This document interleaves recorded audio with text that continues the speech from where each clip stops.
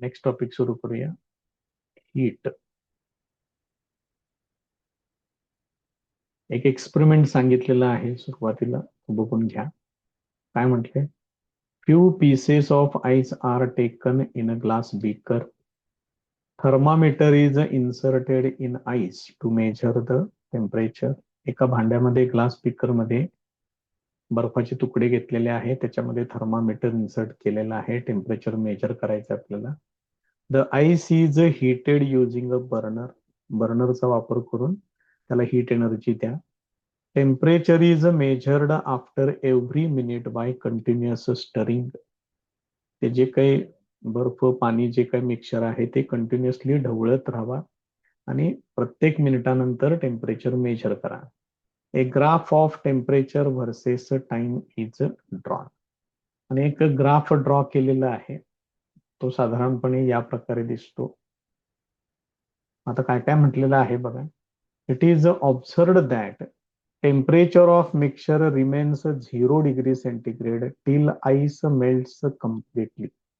जोपर्यंत सगळा ice melt होत नाही तोपर्यंत टेम्परेचर 0 डिग्री सेंटीग्रेड राहतं. ते त्यांनी इथं दाखवलेलं आहे, ए पासून बी पर्यंत. हा जो पार्ट आहे असा स्ट्रेट लाईन पार्ट दाखवलाय. एवढ्या भागामध्ये पूर्ण बर्फ काय होतो? वितळतो. तोपर्यंत टेम्परेचर 0 डिग्री सेंटीग्रेड राहतं. Now if heating is continued. आता इथून पुढे जर त्याला हीट एनर्जी दिली, even after conversion of all ice into water, temperature of water starts rising and reaches 100 degree centigrade. सगळ्या बर्फाचं कन्व्हर्शन पाण्यामध्ये झाल्यानंतर तुम्ही हिटिंग त्याचं सुरू केलं की मग पूर्ण पाण्यामध्ये कन्व्हर्शन, लिक्विड वॉटरमध्ये कन्व्हर्शन झाल्यानंतर त्याचं टेम्परेचर वाढायला लागतं. आणि ते वाढत जाऊन कुठपर्यंत जातं? या ठिकाणी 100 डिग्री सेंटीग्रेड पर्यंत येतं. मग त्याच्यामध्ये जरा बघा त्यांनी जे दाखवलेलं आहे ते म्हणजे या बी पासून सी पर्यंत तुम्हाला यावं लागेल. ही स्ट्रेट लाईन तुम्हाला मिळते. So at this temperature water starts converting into steam. एकदा 100 डिग्री सेंटीग्रेडला तुम्ही पोचलात की तिथून पुढं काय व्हायला लागतं? त्याचं पाण्याचं कन्व्हर्शन स्टीम मध्ये व्हायला लागतं, वाफेत व्हायला लागतं. The temperature of water remains constant at 100 degree centigrade till all water converts into steam. सगळ्या लिक्विड वॉटरचं कन्व्हर्शन जोपर्यंत वाफेमध्ये होत नाही तोपर्यंत टेम्परेचर फिक्स राहतं 100 degree centigrade. The graph of temperature versus time is as shown in figure. तो दाखवलेला आहे.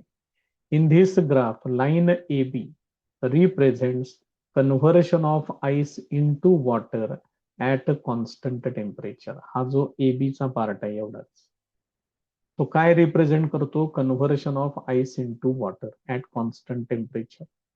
व्हेन आइस इज हीटेड, आइसला जसं तुम्ही हिट कराल, it melts at 0 degree centigrade and converts into water at this constant temperature. या constant टेम्परेचरला त्या आईसचं कन्व्हर्शन वॉटरमध्ये होईल. The ice absorbs heat energy during this transition and the absorption of energy continues till all the ice converts into water. Ice काय करतो? ती heat energy absorb करतो. ठीक आहे. आणि हे ऍब्सॉर्प्शन कुठपर्यंत सुरू राहतं? जोपर्यंत सगळ्या आईसचं कन्व्हर्शन वॉटरमध्ये होत नाही तोपर्यंत ही प्रोसेस सुरू राहते. The temperature remains constant during this transition. या ट्रान्झिशन मध्ये टेम्परेचर काय राहतं? कॉन्स्टंट राहतं. This constant temperature at which the ice converts into water is called the melting point of ice. हे जे कॉन्स्टंट टेम्परेचर आहे की ज्या टेम्परेचरला आईसचं कन्व्हर्शन वॉटरमध्ये होतं त्याला आईसचं मेल्टिंग पॉइंट असं म्हणतात.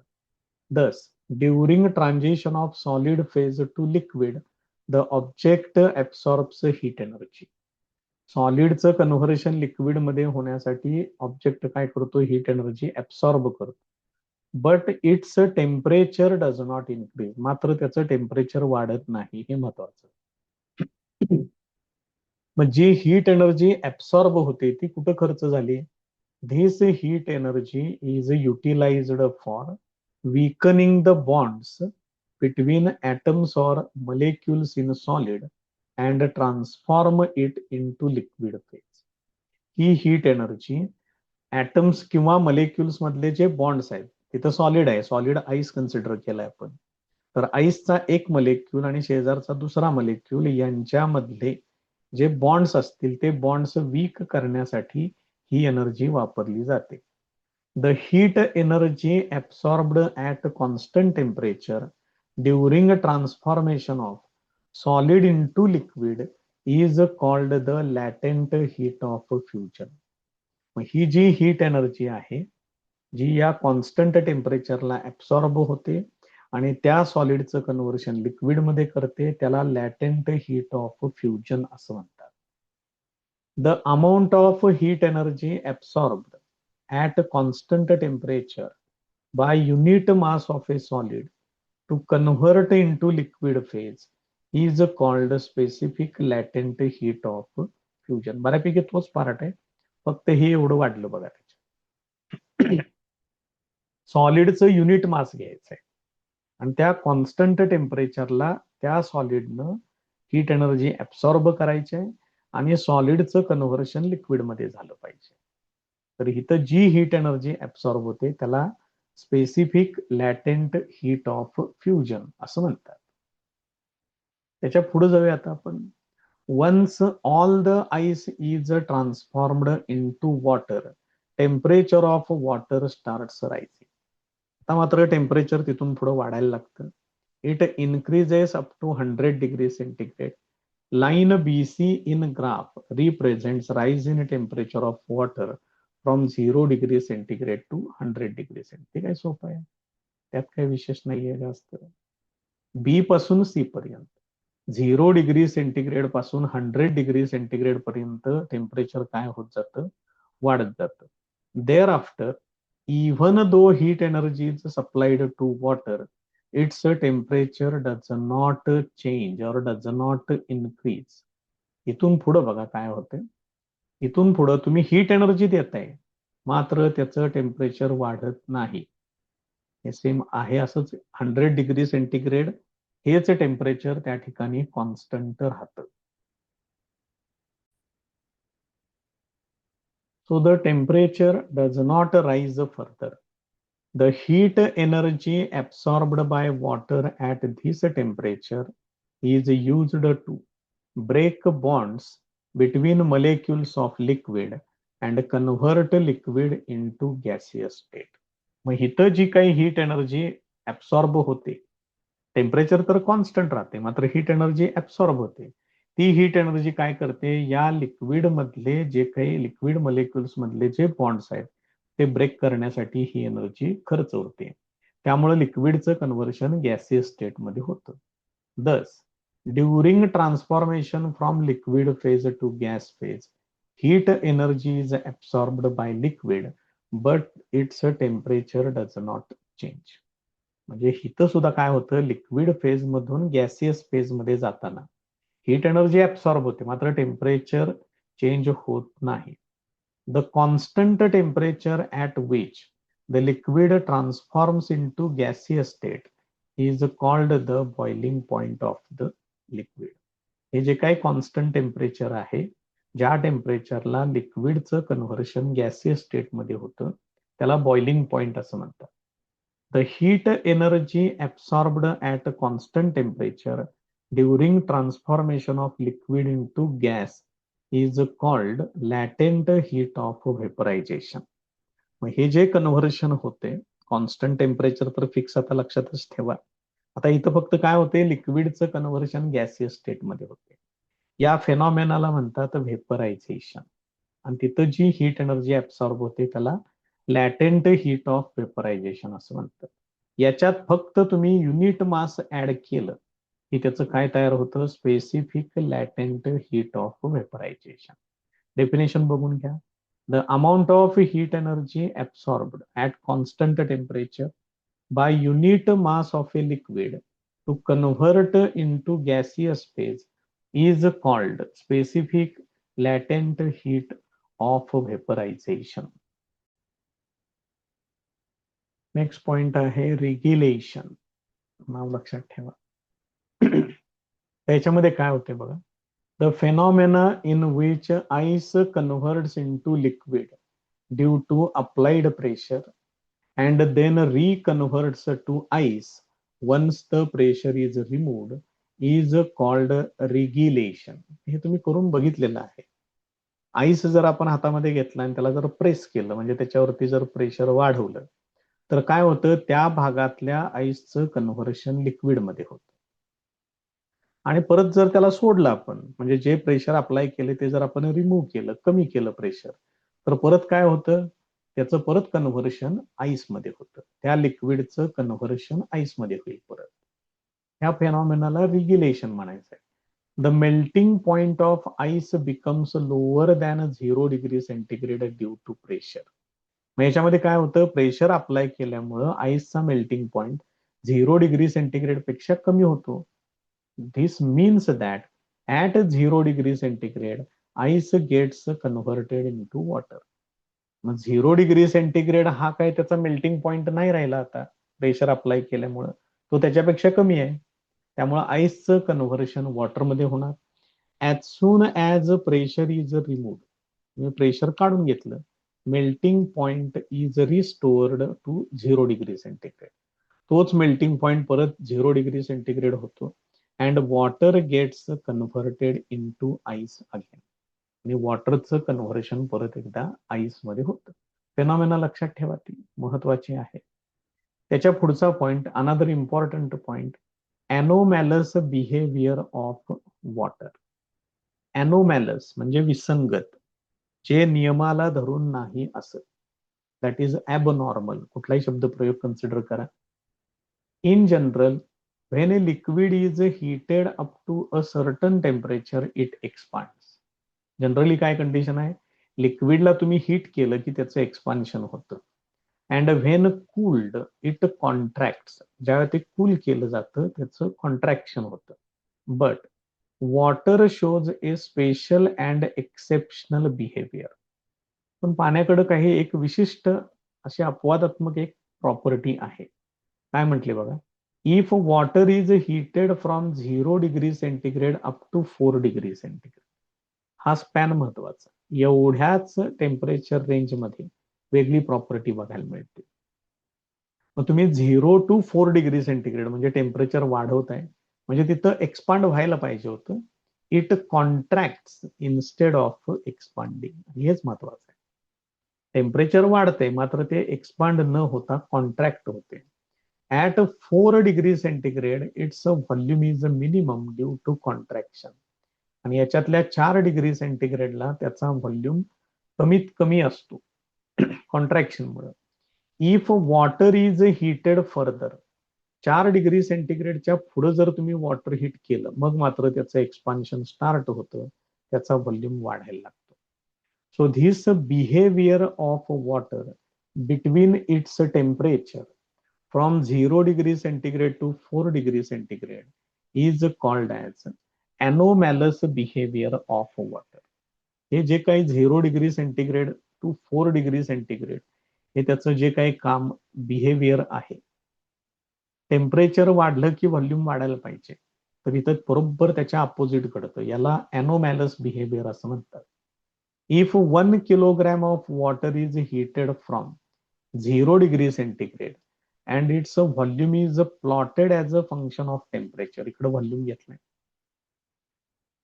आणि इकडे टेम्परेचर घेतलेलं आहे, त्याला हीट केलेलं आहे. 1 किलोग्रॅम वॉटर घेतलंय.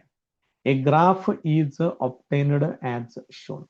ग्राफ अशा पद्धतीने मिळतो. At 4 degree centigrade volume of water is minimum. बघा इथं त्याचा व्हॉल्यूम आहे 0 डिग्री सेंटीग्रेड. तुम्ही त्याला हीट केलं 4 डिग्री सेंटीग्रेड पर्यंत व्हॉल्यूम डिक्रीज होत जातो. 4 डिग्री सेंटीग्रेडला तो सगळ्यात कमीत कमी मिनिमम असतो. आणि तिथून पुढे मात्र टेम्परेचर वाढलं की व्हॉल्यूम काय व्हायला लागतो, असा वाढायला लागतो. बघा कसं आहे ते. मग व्हॉल्यूम सगळ्यात कमी, याचा अर्थ डेन्सिटी सगळ्यात जास्त असणार तिथं. Thus density of water is maximum at 4 degree centigrade. मग डेन्सिटी मॅक्सिमम होण्यापाठीमागं कारण त्याचा फॉर्म्युला. डेन्सिटीचा काय फॉर्म्युला आहे? Density equal to mass upon volume. मग इथं व्हॉल्यूम काय होते? मिनिमम, कमीत कमी. डेन्सिटी काय होणार मग? मॅक्सिमम होणार, कारण इनव्हर्सली प्रोपोर्शनल आहे. नेक्स्ट पॉइंट आहे study of anomalous behaviour of water. नेमकं हे जे एनोमॅलस बिहेवियर आहे त्याचा अभ्यास करायचा आहे युझिंग होप्स ॲपॅरेटस. त्याच्यासाठी हा जो सायंटिस्ट आहे त्यानं एक ॲपॅरेटस तयार केलेला आहे. त्याचा वापर करून आपल्याला नेमकं हे काय होते, कशा पद्धतीने चेंजेस होतात, त्याचा एक एक्सपेरिमेंट त्यांनी त्या ठिकाणी दिलेला आहे. काय सांगितले बघा? In Hope's apparatus, a flat bowl is attached to a cylindrical container as shown. बघा, हा सिलेंड्रिकल कंटेनर आहे, मध्ये आहे तो, आणि हा तो फ्लॅट बाउल आहे, तर त्याला जोडलेला आहे. बघा, लक्षात येते का? आणि कंटेनर जो आहे तो असा आहे पर्यंत, आणि हा त्याच्या सभोवती फ्लॅट बाउल आहे, त्याच्यामध्ये इथं सगळं फ्रीजिंग मिक्सचर वगैरे भरलेलं आहे. थर्मामीटर जोडलेले आहेत, इथे एक आहे आणि इथे एक आहे. इथल्या थर्मामीटरला T1 म्हटले, इथल्या थर्मामीटरला T2 म्हटलेलं आहे. समजून घ्या काय काय आहे ते सगळं, नोटेशन्स कशी कशी आहेत ते बघा. पुढं, there is a provision to attach thermometers above to measure temperature T2. वरती एक आहे या फ्लॅट बाउलच्या, तिथं T2 टेम्परेचर आहे. And below to measure temperature T1, याच्या खाली आहे तिथं टेम्परेचर T1 आहे. Below the flat bowl on cylindrical container. इथे एक थर्मामीटर जोडू शकताय, इथे एक थर्मामीटर जोडू शकताय. Water is filled in cylindrical container. या कंटेनर मध्ये पाणी घेतलेलं आहे. And a mixture of ice and salt, that is freezing mixture, is put in the flat bowl. याच्यामध्ये फ्रीजिंग मिक्सचर घेतलेलं आहे. आता पुढे काय सांगितले बघा? The temperatures T1 and T2 are recorded after every 30 second. Temperatures measure करायच्यात प्रत्येक 30 सेकंदानंतर, आणि त्याचा एक ग्राफ त्यांनी तयार केलेला आहे. वाय ऍक्सिस वर टेम्परेचर घेतलेलं आहे, एक्स ऍक्सिस वरती टाइम घेतलाय मिनिटांमध्ये. याच्यामध्ये ऑब्झर्वेशन कसं आहे बघा. हे बघा, T2 चा जो ग्राफ आहे तो इकडून इकडं असा येतोय खाली. बघा, समजतंय का? म्हणजे हा वरचा जो थर्मामीटर आहे तिथले टेम्परेचर रीडिंग, आणि T1 मात्र बघा, T1 इथनं इथपर्यंत येतं. तुम्ही जर विचार केलं तर T2 चं टेम्परेचर कमी होताना थोडं उशिरा कमी होते. ह्याचं बघा, हे डायरेक्ट इथे येते खाली. तर समजा मी 10 मिनिटाचा जर टाइम पिरियड जर कन्सिडर केला, हे बघा इथं 10 मिनिट आहे, काय करायचं, 10 मिनिट आहे ना, इथून इकडं असं एक परपेंडिक्युलर लाईन ड्रॉ करा. आता परिस्थिती काय बघा, इथं 12 आहे, बऱ्यापैकी 12 डिग्री सेंटीग्रेडच आहे. म्हणजे 10 मिनिटानंतर T2 किती दाखवते? 12 डिग्री सेंटीग्रेड दाखवते. आणि 10 मिनिटानंतर हे किती दाखवते? इथं साधारणपणे 8 डिग्री सेंटीग्रेडच्या जवळपास हे T1 दाखवते. बघा प्रत्येक, म्हणजे T1 जे आहे, हे T1 इथलं इथलं टेम्परेचर सुरुवातीला फास्ट रेटनं कमी होत जाते.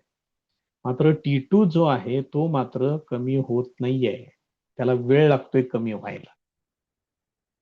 बघा, समजतंय का?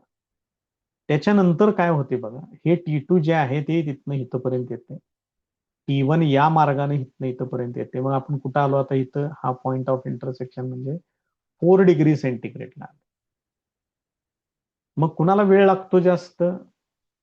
T2 ला टेम्परेचर कमी व्हायला थोडा वेळ लागतोय किंवा ते कमी रेटनं डिक्रीज होते. तर T1 फास्ट रेटनं डिक्रीज होते. बघा कसं आहे ते. मात्र 4 डिग्री सेंटीग्रेडच्या पुढे आल्यानंतर हा जो T1 आहे तो T1 मात्र तिथनं पुढे जरा स्लो पडतो आणि T1 चा ग्राफ इथं एंड होतो. तर T2 मात्र रॅपिडली पुढे जातो निघून. म्हणजे T2 ला पहिल्यांदा जास्त वेळ लागत होता, तर त्याचं 4 डिग्री सेंटीग्रेड पासून 0 डिग्री सेंटीग्रेड होण्यासाठी तो क्विकली लगेच येतो, 30 ते 35 मिनिटाच्या मध्ये होतं. मात्र T1 ला 0 डिग्री सेंटीग्रेडला यायला वेळ लागतो जास्त आणि त्याचं 0 डिग्री सेंटीग्रेड कुठे येतं, 40 ते 45 मिनिटाच्या दरम्यान येतं. मग वॉटर तर तेच आहे, एकाच कंटेनर मध्ये आहे.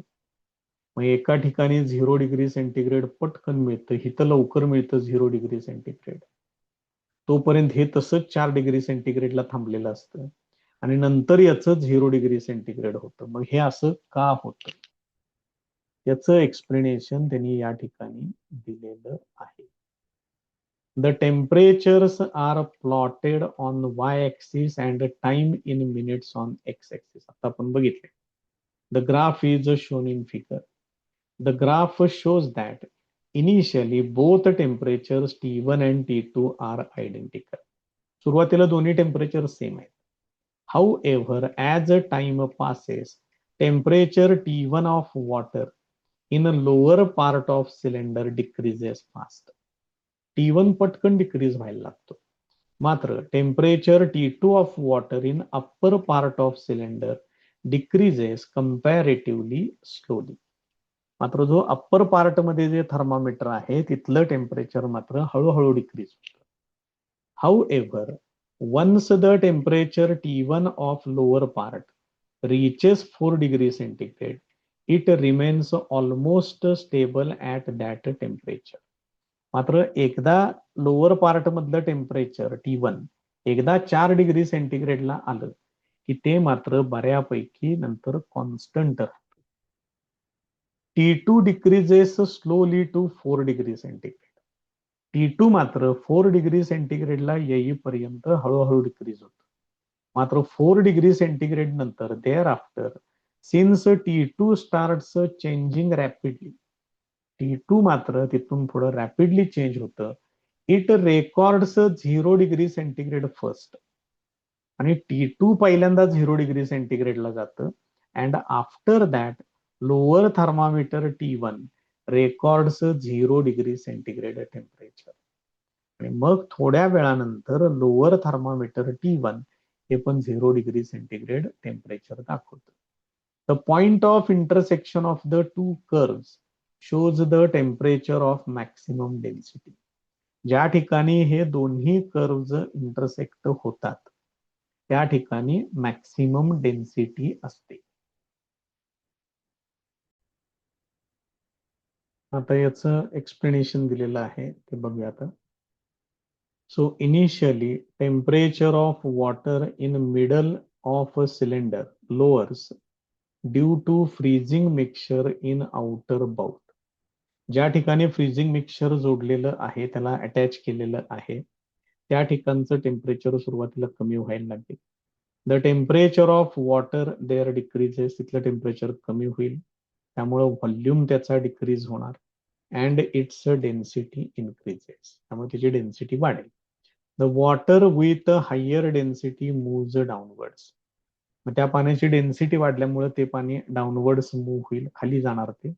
Therefore, the lower thermometer T1 shows rapid fall in temperature. त्यामुळे जे खाली थर्मामीटर जे आहे त्याला T1 म्हटले आपण, त्याचं टेम्परेचर पटपट कमी व्हायला लागतं, रॅपिडली कमी होतं. And this continues till the temperature of water becomes equal to 4 degree centigrade. आणि हे कुठपर्यंत कंटिन्यू होईल, जोपर्यंत पाण्याचं टेम्परेचर 4 डिग्री सेंटीग्रेड होत नाही तोपर्यंत. When the temperature of water decreases below 4 degree centigrade, मात्र 4 डिग्री सेंटीग्रेड पेक्षा ज्या वेळेला कमी टेम्परेचर होईल, इट्स व्हॉल्यूम इन्क्रीजेस, त्याचा व्हॉल्यूम वाढेल. इट्स डेन्सिटी डिक्रीजेस, त्याची डेन्सिटी कमी होणार. Therefore it moves in the upward direction. त्यामुळे आता ते अपवर्ड डिरेक्शन मध्ये मूव्ह व्हायला लागेल. Hence the temperature of water in upper part T2 decreases rapidly to 0 degree centigrade. आणि मग त्याच्यानंतर काय व्हायला लागेल, जो अप्पर पार्ट मध्ये जे वॉटर आहे त्याचं टेम्परेचर रॅपिडली डिक्रीज होईल आणि ते 0 डिग्री सेंटीग्रेड पर्यंत जाईल. The temperature of water in the lower part T1 however remains at 4 degree centigrade for some time. मग लोअर पार्ट मधलं टेम्परेचर तोपर्यंत काही वेळासाठी 4 डिग्री सेंटीग्रेडच राहतं and then decreases slowly to 0 degree centigrade. आणि मग नंतर ते 0 डिग्री सेंटीग्रेड पर्यंत डिक्रीज होतं. नेक्स्ट पॉइंट आहे ड्यू पॉइंट अँड ह्युमिडिटी.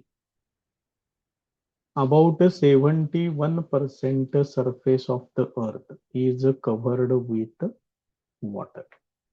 अर्थचा 71% भाग हा पाण्याने व्यापलेला आहे.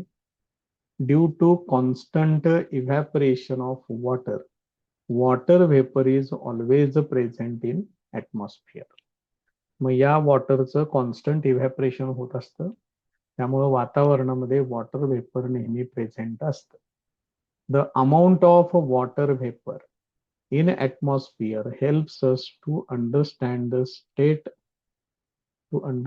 state of daily weather. रोजचं जे हवामान आहे हे हवामान समजण्यासाठी हे जे वॉटर व्हेपरचं प्रमाण आहे वातावरणातलं ते मदत करतं. The presence of water vapour in air makes it moist. हे जे वॉटर व्हेपर जे एअर मध्ये प्रेझेंट असतं त्याच्यामुळे वातावरण जे आहे ते मॉइस्ट होतं. Moisture, the moisture in the atmosphere is called humidity. वातावरणामध्ये हे जे काही मॉइश्चरचं कंटेंट आहे त्याला ह्युमिडिटी असं म्हणतात. बघा, वॉटर व्हेपर त्याला तुम्ही बाष्प म्हणू शकताय. मॉइश्चर त्याच वॉटर व्हेपरच पुढचं नाव त्याचं मॉइश्चर असं म्हटलं तरी चालते. आर्द्रता शुद्ध मराठीमध्ये असा पण एक शब्द आहे. बघा तुम्हाला किती लोकांना तो माहिती आहे तो, नाहीतर मग हे सरळ इंग्लिश मधलं आपलं तयार करून ठेवा. For a given volume of air at a specific temperature there is a limit on how much water vapour the air can content.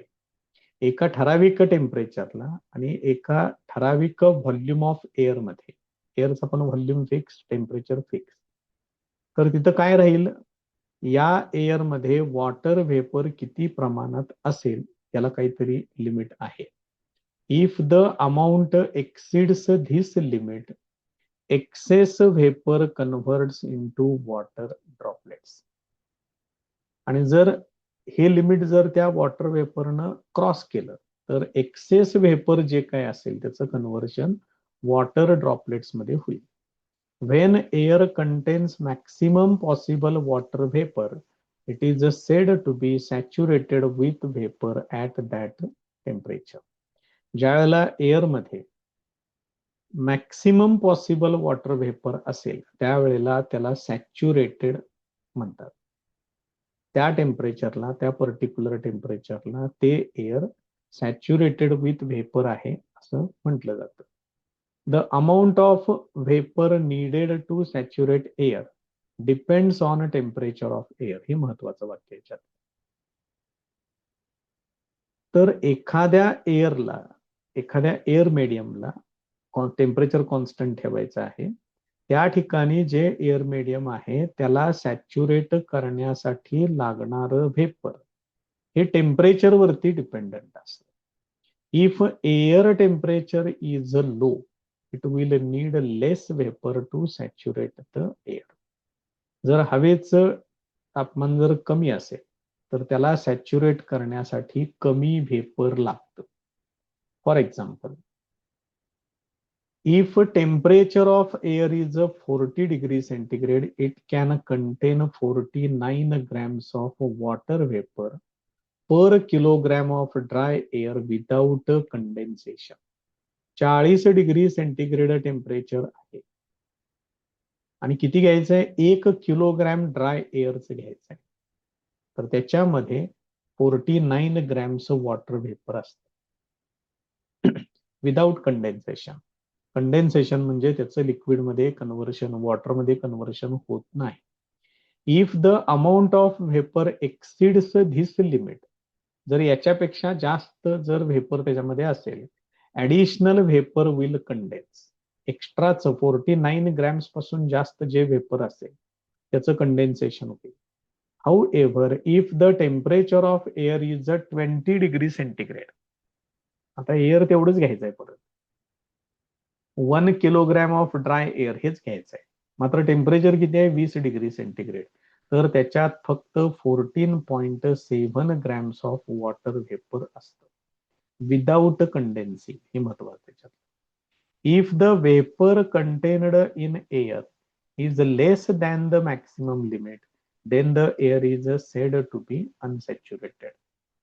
जर त्या एअरमध्ये असलेलं व्हेपर हे मॅक्सिमम लिमिटपेक्षा कमी असेल तर त्या एअरला तुम्ही काय म्हणू शकताय, अनसॅच्युरेटेड असं म्हणू शकताय.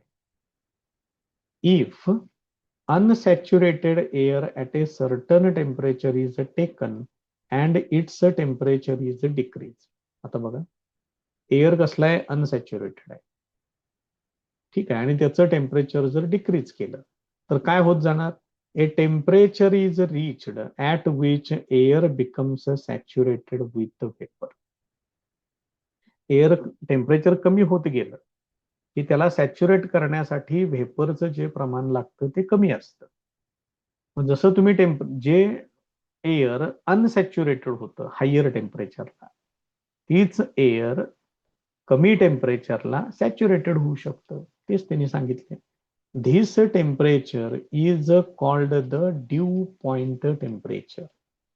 मग असं टेम्परेचर कमी करत गेल्यानंतर एका ठराविक टेम्परेचरला तेच एअर सॅच्युरेटेड विथ व्हेपर होईल. त्या टेम्परेचरला ड्यू पॉइंट टेम्परेचर असं म्हणतात. The vapor content in the air is measured using a physical quantity called absolute humidity. Air मधलं व्हेपर कंटेंट मेजर करण्यासाठी फिजिकल क्वांटिटी वापरतात, absolute humidity. The mass of vapour present in a unit volume of air is called absolute humidity. एअरचं unit volume घ्या 1 metre cube, त्याच्यात vapour जे present असेल त्याचं मास kilogram मध्ये. हा जो काही ही जी काही टर्म तयार होईल, mass of vapour divided by volume of air, त्याला ऍब्सोल्यूट ह्युमिडिटी असं म्हणतात. Generally absolute humidity is measured in kilogram per metre cube. इथे दिसतंय सरळ, mass of vapour divided by volume म्हणजे kilogram per metre cube.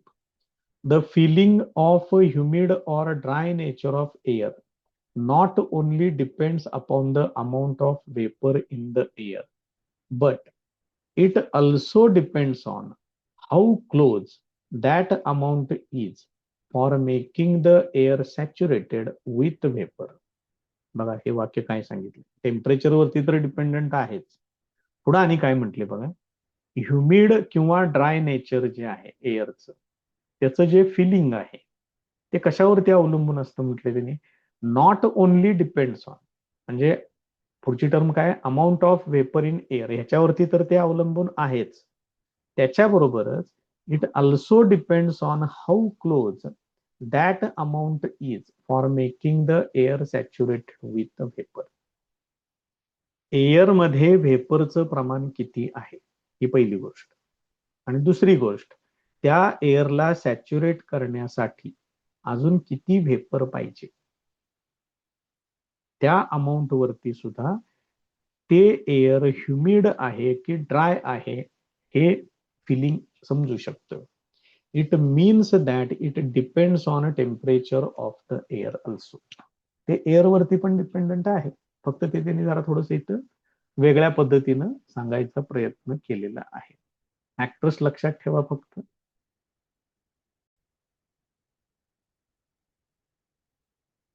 Ratio of actual mass of vapor content in the air for a given volume and temperature to that required to make the air.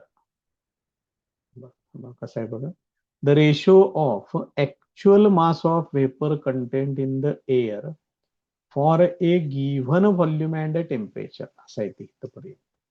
म्हणजे एका ठराविक टेम्परेचरला आणि volume constant ठेवून तिथलं actual mass and to the mass required to make the air saturated with vapor at that temperature is called relative humidity. लक्षात ठेवा, हे दोन मासेसचा रेशो आहे. पहिलं काय घ्यायचं आहे बघा बरं त्या ठिकाणी, actual mass of water vapour content in air in given volume. म्हणजे त्या ठिकाणी ऍक्च्युअली वॉटर व्हेपर किती आहे त्याचं मास घ्यायचं आहे. And the mass of vapor needed to make the air saturated in that volume, त्याच्यात अजून किती व्हेपर ऍड केलं पाहिजे त्याचं मास.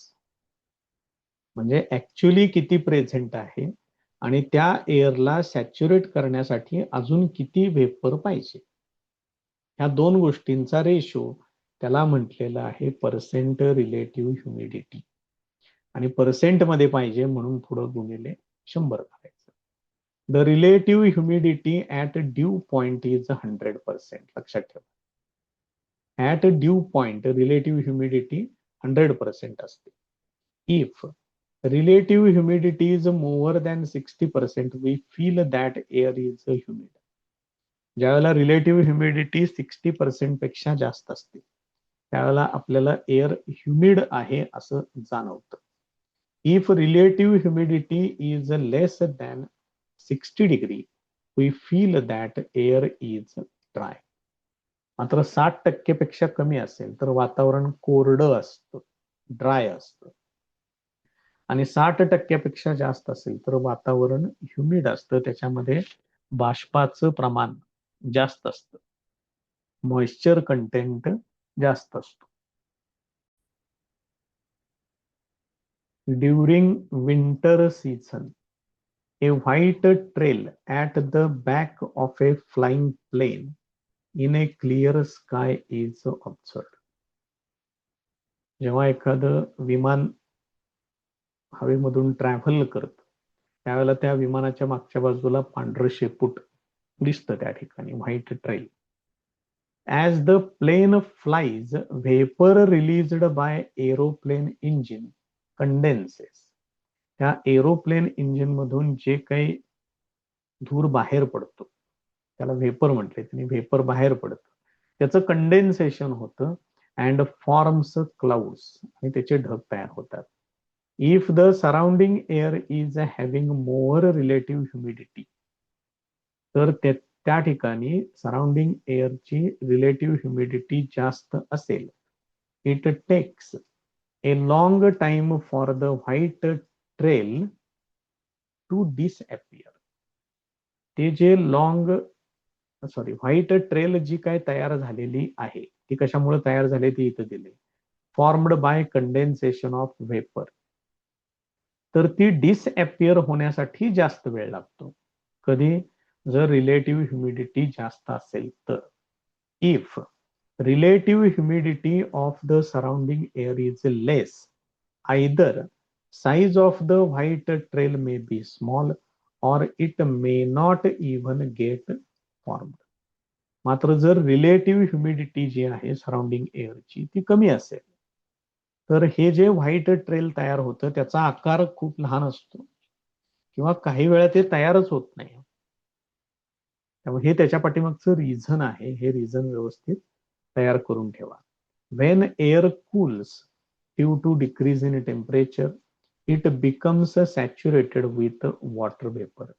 ज्यावेळेला एअर कूल होतं, टेम्परेचर कमी होतं, it gets saturated with water vapour, ते सॅच्युरेट होतं.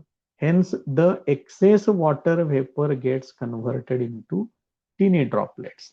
त्यामुळे त्याच्यातलं जे एक्सेस वॉटर व्हेपर असेल त्याचं कन्व्हर्शन, त्याचं कंडेन्सेशन होतं, त्याचे छोटे छोटे ड्रॉपलेट्स तयार होतात the due point temperature is decided by the amount of vapour in the air.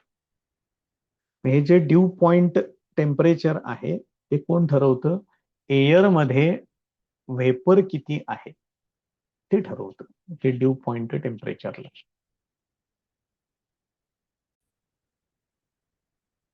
Next point आहे युनिट ऑफ हीट. बघा काय सांगितलेलं आहे. SI unit of heat is joule. CGS unit आहे कॅलरी हीट एनर्जीसाठी. Amount of heat necessary to raise the temperature of 1 gram of water by 1 degree centigrade from 14.5 degree centigrade to 15.5 degree centigrade is called as 1 calorie heat. बघा काय काय values सांगितलेले आहेत ते बघा. 1 gram water घेतले 1 degree centigrade 14.5 ते 15.5 degree centigrade लक्षात ठेवा. आता 1 किलो कॅलरीसाठी काय केले बघा. Amount of heat necessary to raise the temperature of 1 kilogram of water by 1 degree centigrade from 14.5 to 15.5 degree centigrade is called 1 kilocalorie heat. आणि 1 किलो कॅलरी म्हणजेच 1000 कॅलरी असते. हे टेम्परेचर रेंज पण डिफाईन करायची आहे लक्षात ठेवा. मग ते काय सांगितलेलं आहे बघा. If we heat 1 kilogram of water by 1 degree centigrade in a different temperature range than 14.5 to 15.5 degree centigrade. आपण जर 1 किलोग्रॅम वॉटर घेतलं तर 1 डिग्री सेंटीग्रेड मधून त्याचं टेम्परेचर वाढवायचं. मग इथं काय डिफाईन केलंय? ही रेंज डिफाईन केली. ह्याच्यापेक्षा वेगळ्या रेंजमध्ये जर ते डिफाईन केलं, समजा मी 16 डिग्री सेंटीग्रेड ते 17 डिग्री सेंटीग्रेड घेतलं, तर तिथं amount of heat required will be slightly different. तिथं थोडीशी वेगळी हीट एनर्जी लागते. Hence it is essential to define a specific temperature range while defining the unit of heat. त्यामुळे हे हीटचं युनिट डिफाईन करण्यासाठी टेम्परेचर रेंज सुद्धा सांगणं तेवढंच इम्पॉर्टंट आहे. ही 1 कॅलरीची व्हॅल्यू दिलेली आहे, important. 1 calorie equal to 4.18 joule. लक्षात ठेवा, इम्पॉर्टंट व्हॅल्यू आहे, प्रॉब्लेम सोडवण्यासाठी वगैरे लागते. तर बघा तो जो सायंटिस्ट आहे त्याच्याबद्दल माहिती दिलेली आहे. He was the first person to show that kinetic energy of tiny particles of matter appears as heat energy. आकारानं लहान पार्टिकल्स आहेत त्यांना टिनी पार्टिकल्स असं म्हणतात. त्यांची कायनेटिक एनर्जी हीच हीट एनर्जीच्या फॉर्मॅटमध्ये अपियर होते. And also that energy can be converted from one form to another. Energy एका फॉर्मॅटमधून दुसऱ्या फॉर्मॅटमध्ये कन्व्हर्ट करता येऊ शकते. Conversion of heat energy to work gives the first law of thermodynamics. Heat एनर्जीचं कन्व्हर्शन वर्कडन मध्ये करायचं आहे, त्याच्यासाठी फर्स्ट लॉ ऑफ थर्मोडायनामिक्स जो आहे तो सुद्धा त्याच्यामध्ये येतो. फर्स्ट लॉ मध्ये साधारणपणे हेच सांगितलेलं आहे, त्यात काही विशेष असं काही जास्त नाही. The unit of heat is called as a joule after him. याच्यानंतरच त्या जूल हे जे काही युनिट आहे ते हीट एनर्जीसाठी वापरायला लागले. त्याच्या पुढचा पॉइंट आहे specific heat capacity. The amount of heat energy required to raise temperature of a unit mass of an object by 1 degree centigrade is called specific heat of that object. Specific heat capacity कशाला म्हणायचं आहे बघा. Unit मास घ्या ऑब्जेक्टचं कुठल्याही, त्याचं temperature 1 degree centigrade मधून वाढवायचं आहे. जेवढी हीट एनर्जी लागेल त्याला म्हणायचं specific heat of that object. The specific heat capacity is denoted by letter small c वापरायचा आहे. SI युनिट बघा त्याचं हीट एनर्जी 1 डिग्री सेंटीग्रेड मधून वाढवायची आणि 1 युनिट मास म्हणजे 1 किलोग्रॅम म्हणजे heat energy divided by temperature divided by mass असं घ्यावं लागेल. त्यामुळे जूल पर डिग्री सेंटीग्रेड पर किलोग्रॅम असं घेतलेलं आहे. सीजीएस युनिटमध्ये calorie per gram per degree centigrade. If specific heat of an object is C, mass of object is m, and if temperature of object is raised by delta T degree centigrade. Specific heat C आहे, mass small m आहे आणि त्याचं temperature कितीने वाढवलंय delta T इतक्या अमाऊंटनं वाढवलेलं आहे. तर heat energy ऍब्सॉर्ब्ड किती असेल mass into specific heat into increase in temperature. हेच जर समजा ऑब्जेक्टचं टेम्परेचर डेल्टा टी न जर कमी झालं तर अशा परिस्थितीत हीट एनर्जी लॉस्ट हे डेल्टा टी म्हणजे डिक्रीज इन टेम्परेचर असेल. बाकीचं सेमच घ्यायचं आहे, मास इंटू स्पेसिफिक हीट वगैरे ते सगळं सेमच ठेवायचं आहे, नो चेंज. नेक्स्ट पॉइंट बघा, हीट एक्सचेंज. सोप्या सोप्या गोष्टी आहेत, फक्त सायंटिफिकली त्याला मांडलेलं आहे, बघून घ्या. If heat is exchanged between A hot and cold object, ज्यावेळेला ह्या दोन दोन ऑब्जेक्ट एकमेकांच्या कॉन्टॅक्टमध्ये किंवा सराउंडिंग दोन्ही पण आहेत, हॉट बॉडी आहे कोल्ड बॉडी आहे, काय होणार, कोल्ड ऑब्जेक्टचं टेम्परेचर वाढणार आहे, हॉट ऑब्जेक्टचं टेम्परेचर कमी होणार. Temperature of cold object increases due to gain of energy. Temperature of hot object decreases due to loss of energy. Simple गोष्ट एकदम. The change in temperature continues till temperatures of both objects attain the same value. हा जो temperature मधला जो change आहे तो कुठपर्यंत, किंवा हे जे काही कोल्ड आणि हॉट हे दोन वेगवेगळे तुम्ही ओळखता, हे कुठपर्यंत सुरू राहील, जोपर्यंत दोघांचंही टेम्परेचर सेम होत नाही तोपर्यंत ही हीट एनर्जीचा फ्लो सुरूच राहणार.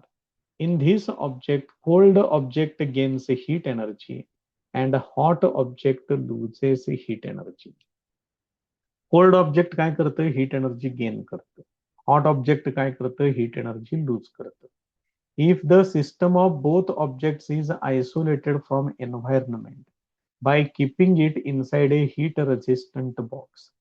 आता ह्या दोन्ही ऑब्जेक्टला पूर्णपणे आयसोलेट करायचंय, म्हणजे बाहेरच्या वातावरणाशी त्याचा काहीही संबंध येऊ द्यायचा नाही. म्हणजे जी काही एनर्जी एक्सचेंज होणार आहे ती या दोघांच्यातच होणार. That is energy exchange takes place between these two objects only. Then no energy can flow from inside the box or come into the box. त्यामुळे अशा परिस्थितीमध्ये बाहेरून हीट एनर्जी बॉक्समध्ये येणार नाही, बॉक्समधून हीट एनर्जी बाहेर जाणार नाही. So in this situation, heat energy lost by the hot object is equal to heat energy gained by the cold object. Hot object कडून जी हीट एनर्जी लॉस होणार आहे तीच heat energy cold object gain करेल. This is called as a principle of heat exchange. यालाच principle of heat exchange असं सुद्धा म्हणतात. आता हे स्पेसिफिक हीट डिटरमाइन करण्यासाठी कशा पद्धतीनं त्याचा एक्सपेरिमेंट आहे तो बघा. नेक्स्ट पॉइंट सांगितलेला आहे measurement of specific heat.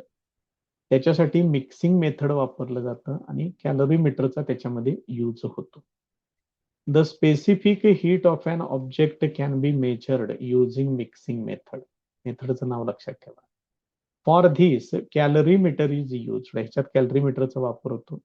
If a hot solid object is put in water in a calorimeter, solid object आहे तो हीटेड आहे, हॉट आहे, त्याला काय करायचं, कॅलरीमीटर हे भांड घेतलेलं आहे, त्याच्यामध्ये पाणी घेतलंय, त्या पाण्यामध्ये त्याला मिक्स करायचंय. Heat exchange between hot object and water and कॅलरीमीटर starts. Heated कोण आहे, सॉलिड ऑब्जेक्ट, त्यामुळे त्याचं टेम्परेचर जास्त आहे, तो काय करेल, हीट एनर्जी बाहेर टाकेल. सराउंडिंग वॉटर आणि कॅलरीमीटर काय करतील, ती हीट एनर्जी ऍब्सॉर्ब करतील. This continues till temperatures of the solid object water and the calorimeter become equal. He process कुठपर्यंत सुरू राहील? जोपर्यंत तो ऑब्जेक्ट कॅलरीमीटर आणि वॉटर या तिघांचंही टेम्परेचर सेम होत नाही तोपर्यंत ही प्रोसेस सुरू राहते. मग याच्यामध्ये तुम्ही काय काय कन्सिडर करू शकता बघा. हीट लूज कोण करणार? Solid object. ती मिळणार कोणाला? वॉटरला मिळणार कॅलरीमीटर मधल्या, आणि कॅलरीमीटर पण ती हीट एनर्जी ऍब्सॉर्ब करेल. बघा समजतंय का? Heat lost by the solid object. आता सॉलिड ऑब्जेक्टनं लूज केलेली हीट एनर्जी किती असेल? मास इंटू स्पेसिफिक हीट, हा फॉर्म्युला मगाशी बघितलाय आपण, into delta T. Mass of solid object, its specific heat, decrease in its temperature, यांचा प्रोडक्ट. वॉटर किती हीट एनर्जी गेन करणार त्याच्यातलं? तर काय घ्यायचं? मास ऑफ वॉटर, वॉटरचं स्पेसिफिक हीट आणि वॉटरचं इन्क्रीज इन टेम्परेचर. परत हाच फॉर्म्युला घ्यायचा. कॅलरीमीटरनं गेन केलेली हीट एनर्जी किती असेल? त्याच्यासाठी काय काय घ्यायचं? कॅलरीमीटरचं मास, कॅलरीमीटरचं स्पेसिफिक हीट आणि इन्क्रीज इन इट्स टेम्परेचर. आणि नंतर हे रिलेशन घ्यायचं. Heat lost by hot object equal to heat gained by calorimeter plus heat gained by water. म्हणजेच Q equal to Q2 plus Q1, Q1 plus Q2 लिहिलं तरी चालते. Using these equations, if specific heat of water and the calorimeter are known. Specific heat तुम्हाला कोणाच्या माहित पाहिजेत? Water आणि कॅलरीमीटरच्या. त्याच्यावरून तुम्ही काय करू शकताय? Specific heat of solid object can B calculated. त्याच्यावरून तुम्ही सॉलिड ऑब्जेक्टचं स्पेसिफिक हीट डिटरमाइन करू शकता.